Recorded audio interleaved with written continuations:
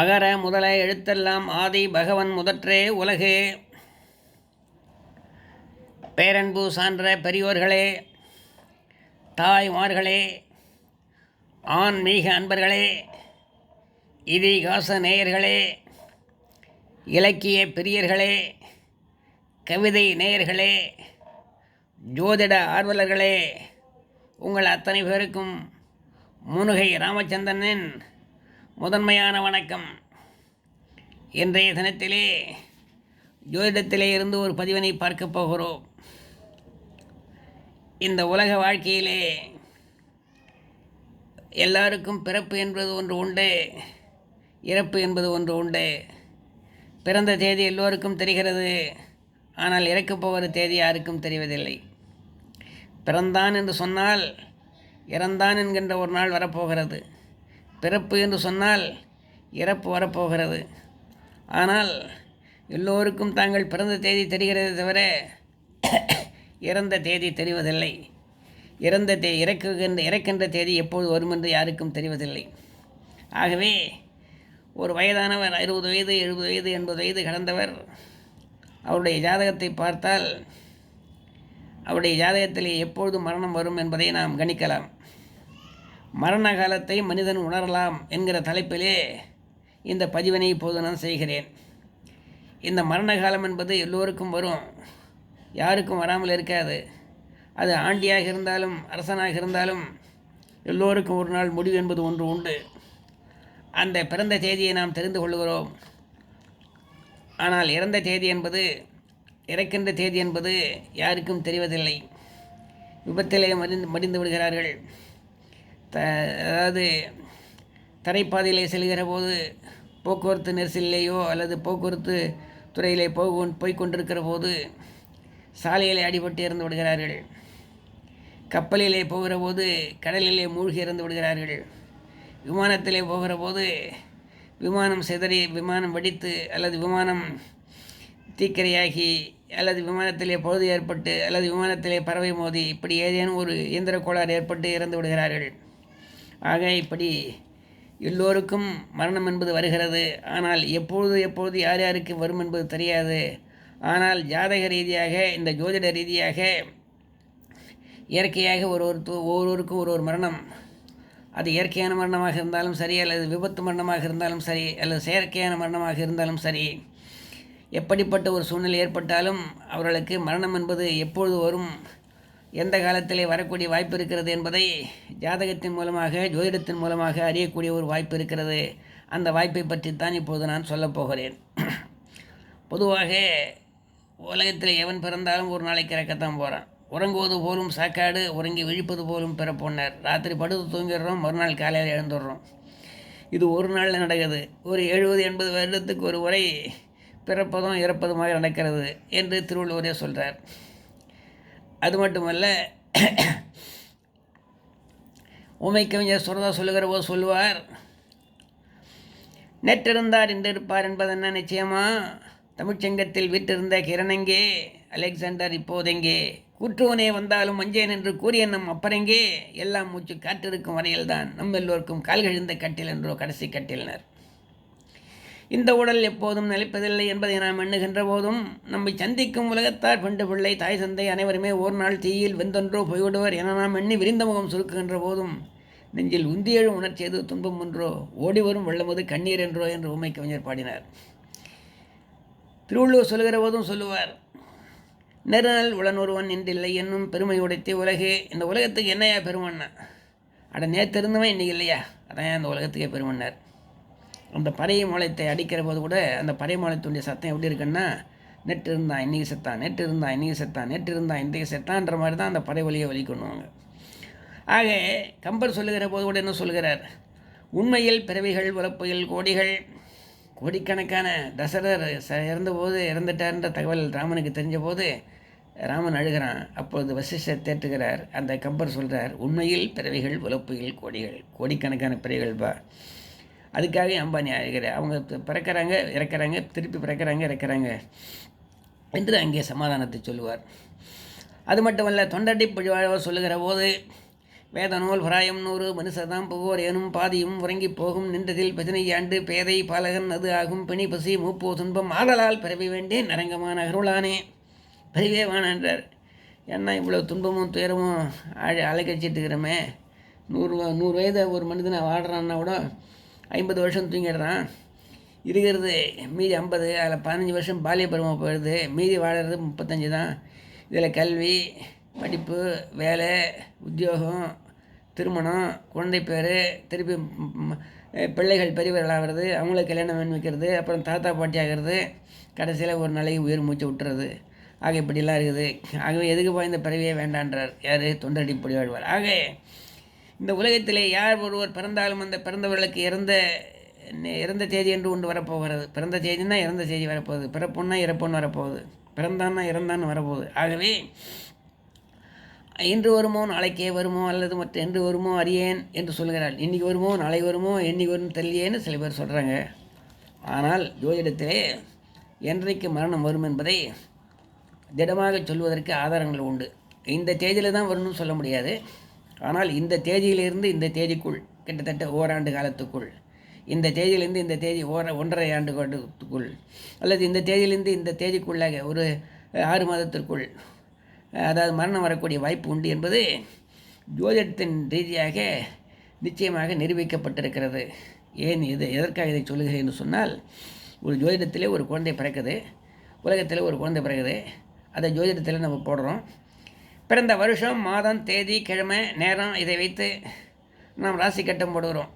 அப்படி போடுகிற போது பிறந்த நேரத்தை, வருஷத்தையும் மாதத்தையும் தேதியும் எடுத்துகிட்டு அந்த பிறந்த நேரத்தை எடுக்கிற போது அந்த பிறந்த நேரத்தில் என்ன நட்சத்திரம், அந்த நட்சத்திரத்துக்கு 4 பாதம், அதில் என்ன பாதம், முதல் பாதமாக, 2ஆம் பாதமாக, 3ஆம் பாதமாக, 4ஆம் பாதமாக.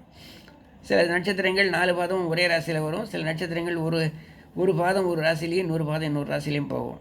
இப்போது மேஷ ராசின்னு சொன்னோம்னு வச்சுங்க, அஸ்வினி பரணி 4 பாதமும் அலையாக இருக்கும். அஸ்வினிக்கு 4 பாதம், பரணிக்கு 4 பாதம். கிருத்திகை 1ஆம் பாதம் வந்து மேஷ ராசியில் வரும்.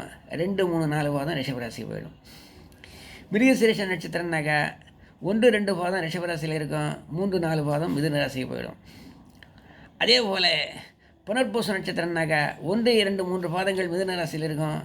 4ஆம் பாதம் வந்து கடகராசிக்கு போயிடும். ஆகவே இப்படி பாதங்களை வைத்துத்தான் ராசியை வருகிறது. அந்த விதத்தில் பார்த்தால் ஒரு குழந்தை பிறக்கிற போது அந்த பாதத்தை நட்சத்திரத்தை பார்க்கிறார்கள், நட்சத்திரத்தினுடைய பாதையை பார்க்கிறார்கள். அந்த பாதத்தின் மூலமாக எந்த ராசி என்று கணிக்கிறார்கள். அடுத்து சூரியன் ஒரு நாளைக்கு உலகத்தை முழுத்து சுற்றி வந்துடுறார் 12 மணி நேரத்தில், 24 மணி நேரத்தில்.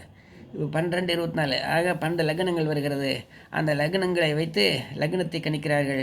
அப்படி ஒரு ஜாதகத்தை போடுகிற போது, ஒரு குழந்தை பிறந்தால் ஜாதகத்தை போடுகிற போது நட்சத்திரத்தை பார்த்து ராசியை போடுகிறார்கள். பிறகு சந்திரன் இருக்கக்கூடிய இடத்தை வைத்து ராசியை போடுகிறார்கள். சூரியன் இருக்கக்கூடிய இடத்தை வைத்து லக்னம் போடுகிறார்கள். அதற்கடுத்து எந்தெந்த ராசிகளிலே என்னென்ன கிரகங்கள் இருக்கிறது என்பதை போடுகிறார்கள். ராசி கட்டத்தை போடுகிறார்கள். அப்புறம் அந்த குழந்தை 5 வயது, 10 வயது, 20 வயது, 50 வயது, 60 வயது, 80 வயது வாழுது. வாழ்ந்த பின்னாலே அந்த குழந்தையும் முதியவனாகி கிழவனாகி கடைசியில் ஒரு நாளைக்கு மரணம் அடைய போகிறது. அப்படி மரணம் அடையக்கூடிய தருவாயில் வயதான காலத்தில் நோய்வாய்ப்பட்டு இருக்கிற காலத்தில் இன்னும் 1 ஆண்டு 2 ஆண்டு கூட அவர் தாங்க மாட்டார் என்ற சூழ்நிலை இருக்கிற உதாரணத்தில் அவருடைய ஜாதகத்தை புரட்டி போட்டால் அவருக்கு என்ன திசை நடக்கிறது, அவருக்கு என்ன புக்தி நடக்கிறது என்பதை நாம் கணித்தால் அந்த தசாபுக்தியை வைத்து இவருக்கு இந்த தேதியிலிருந்து இந்த தேதிக்குள்ளாக மரணம் வரும் என்பதை நிச்சயமாக சொல்லலாம், தீர்க்கமாக சொல்லலாம். அதாவது இந்த தேதியில் தான் மரணம்னு சொல்ல முடியாது. ஆனால் இந்த தேதியிலிருந்து இந்த தேதிக்குள் கிட்டத்தட்ட 1 ஆண்டுகளுக்குள், 3/4 ஆண்டுகளுக்குள், 6 மாதத்துக்குள், இல்லை 3 மாதத்துக்குள் இவருக்கு மரணம் நடக்கக்கூடிய வாய்ப்பு உண்டு என்பதை ஜாதகத்தின் மூலமாக அறியலாம். ஜாதகத்திலே பார்க்கிற போது ஜாதகத்தில் என்ன வரும்னாக்கா, முதல்ல கேந்திரஸ்தானங்கள் வரும். 1, 4, 7, 10 என்பது கேந்திரஸ்தானம். இவங்கள்லாம் கேந்திராதிபதிகள். அந்த ஸ்தானத்துக்கு அதிபதிகள்லாம் கேந்திராதிபதிகள்னுவாங்க. 1, 5, 9 என்பது திரிகோணஸ்தானம். இவர்களெல்லாம் திரிகோணஸ்தானத்துக்கு அதிபதிகள், கோணாதிபதிகள் என்று சொல்லுவாங்க. ஆக கேந்திரஸ்தானமெல்லாம் விஷ்ணுஸ்தானமாகும், திரிகோணஸ்தானமெல்லாம் லட்சுமி ஸ்தானமாகவும் இங்கே கருதப்படுகிறது. அடுத்து பார்த்தோம்னாக்கா ஒரு ஜாதகத்திலே யோகாதிபதினு ஒருத்தர் இருப்பார். 5ஆம் வீட்டுக்கும் 5ஆம் வீட்டோனும் 9ஆம் வீட்டோனும் யோகாதிபதிகள். அவர்களெல்லாம் யோகத்தை கொடுக்கக்கூடிய கிரகங்கள்னு சொல்லுவாங்க. ஆக பூர்வ புண்ணியஸ்தானத்துக்கு அதிபதியும் புண்ணியஸ்தானத்துக்கு அதிபதியும் யோகாதிபதிகள்னு சொல்லுவாங்க. அப்படி யோகாதிபதிகள் சில கிரகங்கள் வரும். அடுத்து சாதகாதிபதிகள் சில சில சில ராசிகளில் இருக்கக்கூடிய கிரகங்கள், சில கிரகங்கள் வந்து அந்த ஜாதகருக்கு சாதகம் செய்யக்கூடிய கிரகமாகவே இருக்கும். அடுத்து சில கிரகங்கள் யோகங்களை கொடுக்கக்கூடிய கிரகமாக இருக்கும். 5ஆம் வீட்டோன், 9ஆம் வீட்டோன், 11ஆம் வீட்டோன் இவங்கெல்லாம் வந்து யோகங்களை கொடுப்பாங்க. ஆக யோகங்களை கொடுக்கக்கூடிய கிரகமாகவும் இருக்கும். அடுத்து பார்த்தோம்னாக்கா புண்ணியாதிபதிகள் 9ஆம் வீட்டுக்கு அதிபதியெல்லாம் புண்ணியத்தை தரக்கூடியவன். ஆக புண்ணியாதிபதிகளாக இருப்பாங்க. அடுத்து சில கிரகங்கள் என்ன ஆகுனாக்கா பாதகாதிபதிகள் ஆகிடும். பாதகம் என்று சொன்னால் கெடுதல் செய்யக்கூடிய கிரகங்களாக சில கிரகங்கள் வந்துடும். அது ஏற்கனவே நான் சொல்லியிருக்கேன். சரலக்னத்திற்கு 11ஆம் வீட்டோன் பாதகாதிபதி, சரலக்னத்திற்கு 9ஆம் வீட்டோன் பாதகாதிபதி, உபயலக்னத்திற்கு 7ஆம் வீட்டோன் பாதகாதிபதி. ஆக அந்த பாதகாதிபதிகள் வருவாங்க. இவரெல்லாம் பாதகம் செய்வாங்க. அவங்க யோகத்தை கொடுப்பாங்க, நல்லது கெட்டது கொடுக்கக்கூடிய கிரகங்கள். மாரகத்தை அதாவது மரணத்தை கொடுக்கக்கூடிய கிரகம் ஒன்று இருக்கிறது. ஒவ்வொரு ராசியிலையும், ஒவ்வொரு நட்சத்திரத்திலையும், ஒவ்வொரு லக்னத்திலையும் பிறந்தவங்களுக்கு ஒரு கிரகம், அதாவது கிட்டத்தட்ட 6 கிரகங்கள் அந்த மாரகாதிபதிகளாக வருவார்கள். அந்த 6 கிரகங்கள் யாருன்னு சொன்னால், பொதுவாக மாரகாதிபதி என்று யாருனாக்கா 2க்கும் 7க்கும் அதிபதி. இப்போது ஒருத்தருடைய லக்னம் இருக்குது, ஏதோ அந்த லக்னமாக 12 லக்னங்கள் எந்த லக்னமாக இருந்தாலும் இருக்கலாம். ஆக 2க்கும் 7க்கும் அதிபதி பாதகாதிபதி. ஆக 2ஆம் வீட்டோன் மாரகாதிபதி, 7ஆம் வீட்டோனும் மாரகாதிபதி. ஆக 2ஆம் வீட்டோனுடைய திசையிலே அவனுடைய புக்தி வருகிற போதோ, அல்லது வேறு எந்த கிரகத்தினுடைய திசையிலே இந்த 2ஆம் வீட்டோனுடைய புக்தி வருகிற போதோ அப்பொழுது மரணம் வரக்கூடிய வாய்ப்பு உண்டு அந்த ஜாதகருக்கு. அது ஜாதகருக்குனாக்கா இப்போ இளமை காலத்திலேயே அந்த மரணம் வராது. ஏன்னா ஒரு மனிதன் சராசரியாக 60 வயசு 70 வயசு வரலும் வாழக்கூடிய வாய்ப்பு இருக்குது. 70 வயது தாண்டி 75 80 வயதை நெருங்குகிற போது, உடல் நலிவுறுகிற போது, நோய்வாய்ப்படுகிற போது, இன்னும் 2-3 வருடங்கள் கூட இவர் தாங்க மாட்டார் என்ற சூழ்நிலை வருகிற போது, உடல் தளர்ந்து விட வரும்போது, நாம் ஜாதகத்தை பார்த்தால் அந்த ஜாதகத்தில் வரக்கூடிய தசாபுக்தியை பார்த்து அதில் மாரகாதிபதி யார் என்பதை பார்த்து அதை பற்றி நம்ம முடிவு செய்யலாம். ஆக 2ஆம் வீட்டோனும் 7ஆம் வீட்டோனும் மாரகாதிபதிகள்.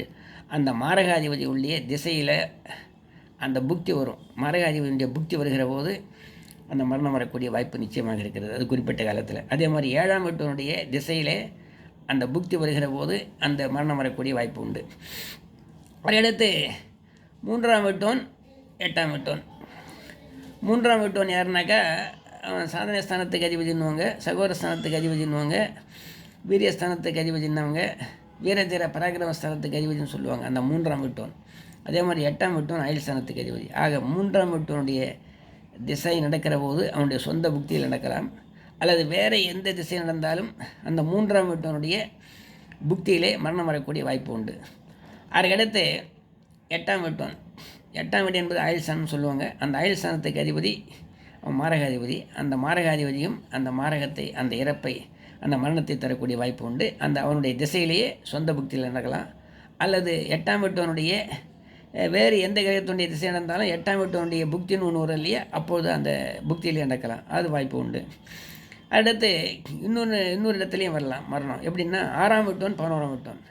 6ஆம் வீடு என்பது சத்துருஸ்தானம், எதிரியல் ஸ்தானம், நோய்ஸ்தானம், கடன் ஸ்தானம்னு சொல்லுவாங்க. அந்த ஸ்தானத்துக்கு அதிபதியினுடைய சொந்த திசை நடந்து அந்த சொந்த புக்தி நடக்கிற போது நடக்கலாம், அல்லது 6ஆம் வீட்டனுடைய புக்தி வேறு கிரகத்தினுடைய புக்தி திசையில் நடக்கிற போது நடக்கலாம், மரணம் வரலாம், அதுக்கு வாய்ப்பு இருக்குது. அதுக்கடுத்து பார்த்தோம்னா 11ஆம் வீடு. 11ஆம் வீட்டோன் பொதுவாக சரலக்னமாக இருந்தால் 11ஆம் வீட்டோன் பாதகாதிபதியாக வருவான், அதே நேரத்தில் அவனே மாரகாதிபதியாக வருவான். ஆக அப்படி மாரகாதிபதியாக வருகிற போது, பாதகாதிபதியும் மாரகாதிபதியுமாக வருகிற போது அந்த 11ஆம் வீட்டனுடைய சொந்த திசை நடக்கிற போது அந்த சொந்த புக்தியிலே மரணம் வரலாம், அல்லது வேறு எந்த கிரகத்தினுடைய திசை நடந்தாலும் அந்த 11ஆம் வீட்டனுடைய புக்தி நடக்கிற போது அந்த மரணம் வரக்கூடிய வாய்ப்பு உண்டு. ஆகவே மரணம் என்பது எல்லோருக்கும் உண்டு. அந்த மரணம் எப்பொழுது வரும் என்பது சில பேருக்கு தெரியாது என்று சொல்லுவார்கள். ஆனால் ஜாதகத்திலே, உண்மையான ஜாதகத்திலே அந்த மரணத்தை அறியக்கூடிய வாய்ப்பு நிச்சயமாக இருக்கிறது. பொதுவாக ஜாதகம் பொதுவாக உண்மையாக தான் இருக்கணும். சில பேர் பிறப்பாங்க, அவங்க date of birth and time போட்டு பிளேஸ் ஆஃப் பர்த்தெல்லாம் போட்டு ஜாதகத்தை கணிச்சிடுவாங்க. அடுத்து அந்த குழந்தை 4.5 வயசு ஆகும், ஸ்கூலில் கொண்டு போய் சேர்ப்பாங்க. சேர்க்கிற போது என்ன பண்ணுவாங்க, வாத்தியார் என்ன பண்ணுவார், என்னையா 5 வயசு ஆனால் தானே சேர்க்கணும், 4.5 வயசு தானே ஆகுதுன்னு சொல்லிட்டு அவர் என்ன பண்ணார், ஒரு 6 மாதம் சேர்த்து டேட் ஆஃப் பர்த்தில் ஒரு 6 மாதம் கூட்டி போட்டுருவார். அப்போ ஸ்கூல் சர்டிஃபிகேட்டில் வேறு ஒரு டேட் இருக்கும், ஜாதகத்தில் ஒரு டேட் இருக்கும். ஆகவே ஸ்கூல் சர்டிஃபிகேட்டில் இருக்கிற டேட்டை பார்த்து நம்ம ஜாதகத்தை போட்டால் இதில் பலன் வராது. ஆனால் உண்மையாகவே போட்ட பிறந்த ஜாதகத்தில் இருக்கக்கூடிய ஜாதகத்தை கணித்து நாம் பலாபலன்களை பார்த்தோம்னால் சரியாக இருக்கும். ஆகவே பிறந்த வருஷம், பிறந்த மாதம், பிறந்த தேதி, பிறந்த கிழமை, பிறந்த நேரம், காலையா மாலையான்றதை பார்த்து, அடுத்து ஜாதக கட்டத்தை போட்டு அதில் நட்சத்திர பாதத்தை பார்த்து ராசியை போட்டு, அடுத்து லக்னத்தை போட்டு, ஜாதக கட்டத்தை போட்டு, அந்த குழந்தை வளர்ந்து வாழ்ந்து கிட்டத்தட்ட 70-80 வயது ஆகிற நேரத்தில், முதிய பருவம் வருகிற நேரத்தில், அந்த வயோதிக பருவம் வருகிற காலத்தில், அந்த நோய்வாய்ப்படுகின்ற பருவம் வருகிற காலத்தில், இன்னும் சில ஆண்டுகள் இருப்பனோ, 6 மாதம் இருப்பனோ, 3 மாதம் இருப்பனோ தெரியவில்லையே என்கின்ற சூழ்நிலை வருகிற போது ஒரு ஜோதிடரை அணுகினால், அந்த ஜோதிடர் அந்த ஜாதகத்தை பார்த்து, அந்த உண்மையான ஜாதகமாக இருக்கணும், அதாவது ஸ்கூல் சர்டிஃபிகேட் மாதிரி ஜாதகமாக இல்லாமல் உண்மையான ஜாதகமாக இருந்தால், அந்த ஜாதகத்திலே 2ஆம் வீட்டோன் 7ஆம் வீட்டோனுடைய புக்தி வருகிறதா என்று பார்த்து, 3ஆம் வீட்டோன் 8ஆம் வீட்டோனுடைய புக்தி வருகிறதா என்பதை பார்த்து, 6ஆம் வீட்டோன் 11ஆம் வீட்டோனுடைய புக்தி வருகிறதா என்பதை பார்த்து, அந்த மாரகாதிபதியுடைய புக்தி வருகிற போது நிச்சயம் மாரகம் வரும். அந்த மாரகாதிபதியோடு சேர்ந்திருக்கக்கூடிய கிரகங்கள் ஏதேனும் இருந்தால் அந்த கிரகத்துடைய புக்தியில் கூட வரக்கூடிய வாய்ப்புகள் உண்டு. அந்த மாரகாதிபதி எந்த கிரகத்தையாவது பார்த்தானேயானால் அந்த பார்க்கப்படக்கூடிய கிரகத்துடைய புக்தியிலே கூட வரக்கூடிய வாய்ப்பு உண்டு. ஆகவே ஜோதிடத்தில் போனால் நிச்சயமாக அவர் சொல்லிவிடுவார். ஒரு மனிதனுடைய கடைசி காலத்திலே நோய்வாய்ப்பட்டிருக்கிற போது அந்த ஜாதகத்தை அவர் கணிப்பாரேயானால் அந்த ஜாதகத்திலே கணித்து 2ஆம் வீட்டனுடைய புக்தியிலே வரலாம், 7ஆம் வீட்டனுடைய புக்தியிலே வரலாம், 3ஆம் வீட்டனுடைய புக்தியிலே வரலாம், 8ஆம் வீட்டனுடைய புக்தியிலே வரலாம், 6ஆம் வீட்டனுடைய புக்தியிலே வரலாம், அல்லது 11ஆம் வீட்டனுடைய புக்தியிலே வரலாம். இந்த 2, 7, 3, 8, 6, 11 வீட்டுக்கு அதிபதியோடு சேர்ந்திருக்கக்கூடிய கிரகங்களுடைய புக்தியிலே வரலாம். அல்லது இந்த கிரகங்கள் எந்த கிரகத்தை பார்க்கிறதோ அந்த பார்க்கப்படக்கூடிய கிரகத்தினுடைய புக்தியிலே வரலாம். இதில் எதுவுமே மாறாது. நிச்சயமாக இந்த ஏதேனும் ஒரு புக்தியில் அவருக்கு நிச்சயமாக மரணம் வந்துவிடும் என்பதை நீங்கள் கண்கூடாக ஜோதிடர் மூலமாக போனால் நிச்சயமாக தெரிந்து கொள்ளலாம் என்பதை பற்றிய பதிவினை இந்த இடத்திலே பதிவுகிறேன். நாளைய தினத்திலே இருந்து மேஷ லக்னத்திலே பிறந்தவர்களுக்கு யார் யார் மாரகாதிபதி, அவர்களுக்கு எப்போ எந்தெந்த தசாபுக்திகளிலே மரணம் வரும், அதே போல் ரிஷபராசிக்கு யார் யார் மாரகாதிபதி, அவர்களுக்கு எந்த காலகட்டத்திலே மரணம் வரும், எந்த திசாபுக்தியிலே மரணம் வரும், எந்த கிரகத்துடைய திசாபுக்தியிலே மரணம் வரும் என்று மேஷம், ரிஷபம், மிதுனம், கடகம், சிம்மம், கன்னி, துலாம், விருச்சிகம், தனுசு, மகரம், கும்பம், மீனம் என்று சொல்லக்கூடிய இந்த 12 ராசிகளிலே பிறந்தவர்களுக்கு, இந்த 12 லக்னங்களிலே பிறந்தவர்களுக்கு யார் யார்களெல்லாம் மாரகாதிபதிகள் என்று சொல்லி எந்தெந்த திசையிலே எந்தெந்த புக்தியிலே அவர்களுக்கு மாரகம் வரும் என்பதை அடுத்தடுத்து வரக்கூடிய பதிவுகளிலே போடுகிறேன் என்று சொல்லி உங்களிடமிருந்து விடைபெற்றுக் கொள்கிறேன். உங்களுக்கெல்லாம் நான் எப்போதும் சொல்லக்கூடிய ஒரு வார்த்தை, ராமச்சந்திரன் முருகை என்கிற இந்த யூடியூப் சேனலை நீங்கள் சப்ஸ்கிரைப் செய்தால் என்னுடைய பதிவுகள் உங்கள் வீட்டை தேடி, உங்களுடைய மொபைலை தேடி நிச்சயமாக வந்துவிடும். என்னுடைய பதிவுகள் நன்றாக இருந்தால் லைக் செய்யுங்கள், மிகவும் நன்றாக இருக்கிறது என்று நீங்கள் உணர்ந்தால் அடுத்தவர்களுக்கு ஷேர் செய்யுங்கள் என்று கேட்டுக்கொள்கிறேன். என்னுடைய பதிவுகளை எல்லாம் அடிக்கடி கேட்டுக்கொண்டிருக்கக்கூடிய அன்பர்களுக்கு என்னுடைய வாழ்த்துக்களை, பாராட்டுக்களை, நன்றியை தெரிவித்துக் கொள்கிறேன். வாழ்க வளமுடன் நலமுடன். நன்றி, வணக்கம்.